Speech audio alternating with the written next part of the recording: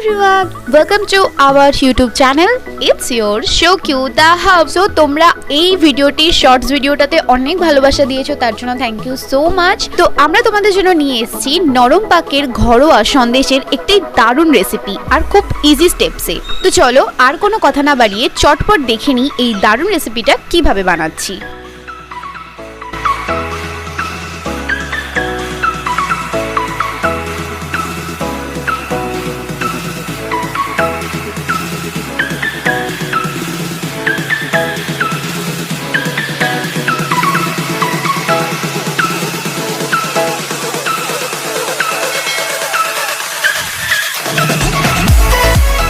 তো বন্ধুরা, আমরা এই সুন্দর সন্দেশের রেসিপিটি বানানোর জন্য প্রথমেই কড়াইয়ের মধ্যে অ্যাড করলাম 2 লিটার্স র মিল্ক।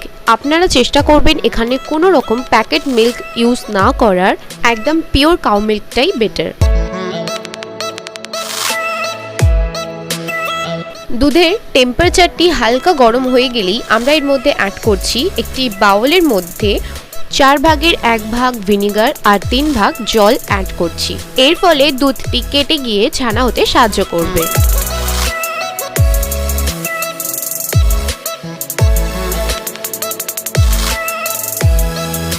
এখন আমরা কন্টিনিউয়াসলি এটিকে হালকা হাতে নাড়তে থাকবো আর আস্তে আস্তে দেখতে পাবে দুধটা কাটতে শুরু করেছে।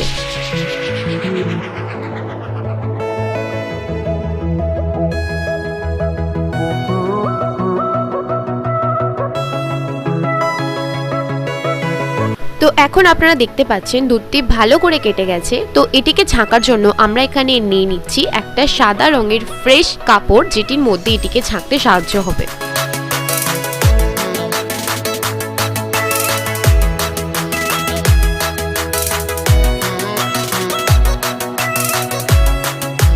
ছাঁকা হয়ে যাওয়ার পর আমরা এটিকে এইভাবে গুন্ডলি মতো পাকিয়ে এর মধ্যে যত এক্সেস ওয়াটার ছিল সেটিকে আমরা এইভাবে বার করে নিচ্ছি। ভালো করে দেখে নিন।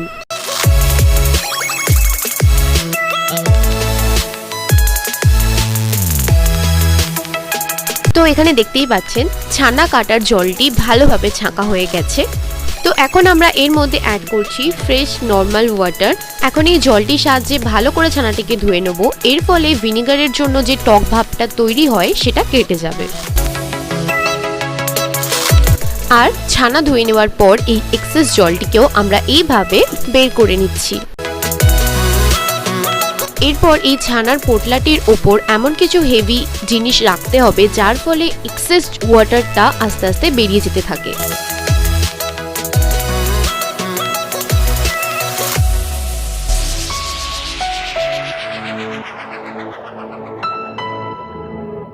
পুরো জলটি বেরিয়ে যাওয়ার পর ছানার টেক্সচারটি ঠিক এই রকম হবে, আপনারা দেখে বুঝতেই পারছেন।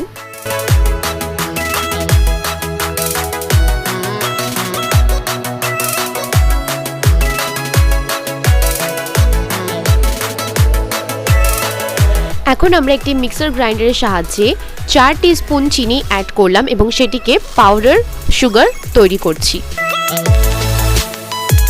অ্যান্ড এখানে আমাদের সুগার পাউডার রেডি হয়ে গেছে। তো আমরা এই ছানাটির মধ্যে সেটিকে অ্যাড করছি অ্যাজ ইউর টেস্ট। এরপর অ্যাড করলাম 1 টিস্পুন কর্নফ্লাওয়ার। এখন যেটি মেনলি টাস্ক, এটিকে ভালো করে মিক্স আপ করে নিতে হবে শক্ত হাতের সাহায্যে। তো এইভাবে স্টেপ ওয়াইজ স্টেপ ছানাটিকে সুন্দরভাবে মেল্ট করতে হবে, যার ফলে ছানার মধ্যে থাকা দানা ভাবটি একদমই না থাকে, একদম ক্রিমি একটা টেক্সচার তৈরি হয়ে যায়। ভালো করে মেল্ট করাটা একটু দেখে নিন।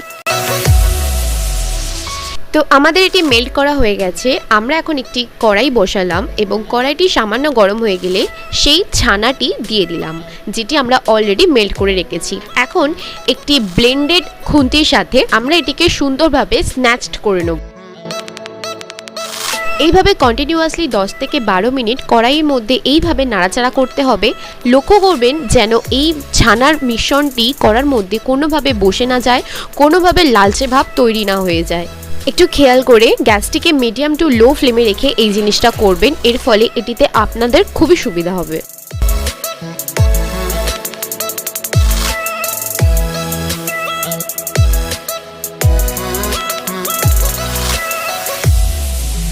বেশ 8 থেকে 10 মিনিট এইভাবেই ফ্রাই করতে থাকার পর এর মধ্যে একটা সুন্দর ক্রিমি ভাব তৈরি হয়ে গেছে।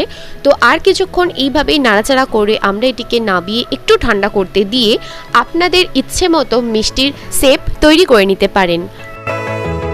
And that's it guys. এটিকে মিষ্টির আকৃতি দিয়ে আজকের মতন আমাদের সকলের পছন্দের সন্দেশটি রেডি হয়ে গেছে। তোমরা চট করে এর ফুল লুকটা দেখে নাও। তোমরা এটাকে বিভিন্নভাবে গার্নিশ করতে পারো। আমরা এর ওপর হালকা মধু ছড়িয়ে এটিকে সুন্দরভাবে গার্নিশ করব। অ্যান্ড সব শেষে আমরা সামান্য পরিমাণ কেশর, তোমরা যেটাকে স্যাফরনও বলতে পারো, তো সেটি ছড়িয়ে দিয়ে আজকের মতন আমাদের এই সন্দেশটি রেসিপিটি রেডি।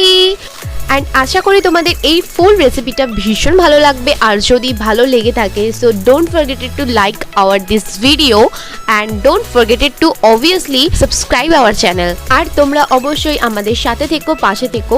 এইরকম আরও অনেক সুন্দর সুন্দর রেসিপি তোমাদের জন্য নিয়ে আসছি আমাদের এই চ্যানেলে খুব তাড়াতাড়ি। দেখতে থাকো আর সুস্থ থেকো।